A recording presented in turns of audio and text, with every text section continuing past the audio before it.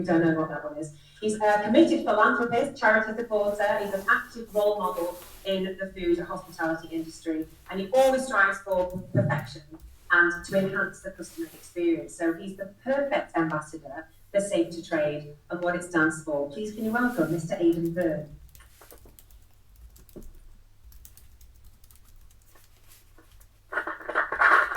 Hello Aidan, take a seat. So you were talking to me earlier, you're really proud to be an ambassador and you're excited about Safe to Trade. Can you give a little bit more of insight as to what it means to you?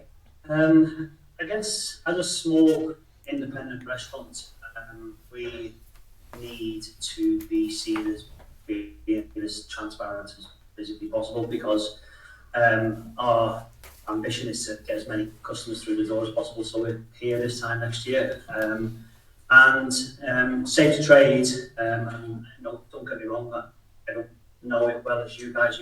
Just being involved with it from conception, I'm quite new to it. So when, almost as an outsider looking at it, I think to myself, do you know what? It's almost up there to receiving a industry accolade, because we, as restaurateurs or chefs, we use social media a lot, and every time we get recognised for something, any accolade that comes along, we shout about it. Friends of mine recently just opened up a small cafe, got 5 scores on the doors, and straight away they're all over social media. And because the reason for that is because we want to tell our public that we're all good. We're good at what we do. We cook good food, so therefore we've got accolades. We run a sleek operation, therefore we've got our scores on the doors. And I think Safe to Trade is probably up there with sit alongside that. But from a different point of view, obviously the accolades are awarded to you by individual organisations. They obviously get the choice to whether you get recognised for that or not. And there's what I like, and almost like in Safe to Trade, where this is something completely different. You either like or loathe it. And I think the reason why you loathe it is because if someone said something bad about you. I think I liken it to almost like TripAdvisor, because the opportunity for the public to actually leave their remarks and tell you what they believe in, and the downfalls or the positives that it brings to your business. Then I'm, as a small independent operator, I'm super excited about being involved in Safe to Trade, not just as an ambassador, but bring them into my business. Yeah, and you change your menu every month, don't you?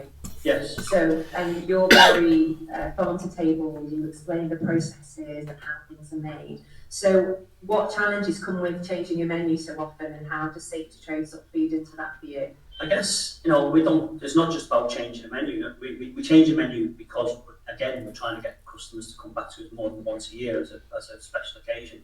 We're not in the city centre, around the provinces, so that's something that we've put ourselves into that position.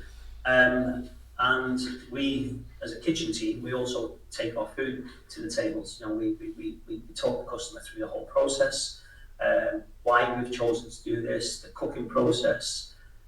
So in its entirety, we've got a very transparent business, and it's the more I can make my customers feel comfortable and confident to come and eat in with us.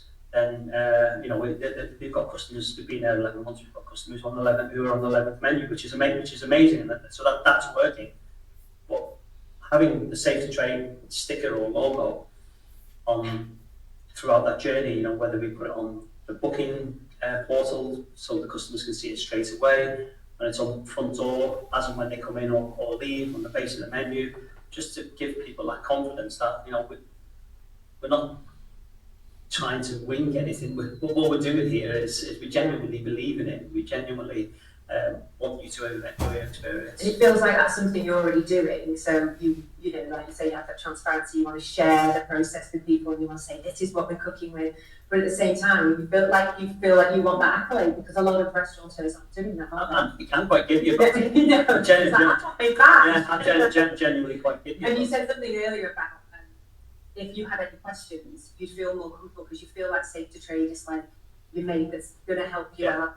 Yeah, and well, you know, the legislation is changing all the time. You know, we as chefs and restaurateurs, we're always trying to push the boundaries. We're always trying to be better than the guy next door. We're always trying to entice customers into our restaurants. So therefore, we're always trying to push the boundaries. And sometimes let's just talk about sous vide, for example. You know, it's a minefield, absolute minefield. And you know, we're guessing our way through it.